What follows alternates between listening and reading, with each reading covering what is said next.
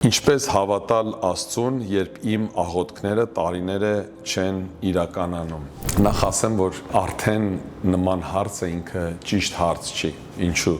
Որովհետև դու չպետք է հավատաս, որովհետև Աստված քո համար ինչ-որ մի բան անում է կամ չի անում։ Ինքը Աստված է։ Ինքը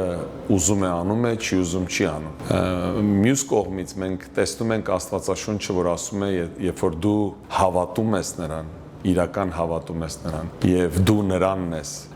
երբ որ դու հաճենում ես նրանում, կարդա անպայման Աստվածաշունչ եւ դու կտեսնես, որ Աստծո խոսքը ասում է, որ եթե դու հաճենում ես նրանում, անգլերեն ասում է delight in the Lord, եթե դու հաճենում ես իր հետ հարաբերություններից, իր խոսքից, նա կկատարի քո սրտի ցանկությունները։ Այսինքն Աստված ինչպես սիրող հայր ինքը ուզում է քո ցանկությունները, քո աղոթքներին պատասխանի, ինչպես այս աշխարհում ամեն հայր, ամեն մայր սիրով ուզում է անի այն ամենը, ինչ որ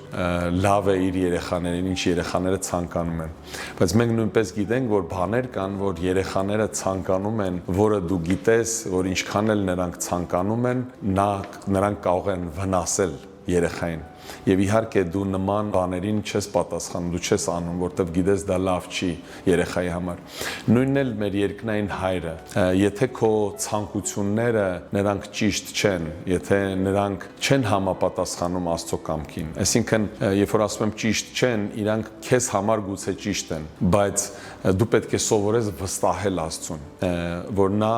քո համար ուզում է ամենալավը, եւ եթե դու վստահես եւ սպասես, դու կտեսնես, որ ամենալավը քո կյանքում անպայման կկատարվի։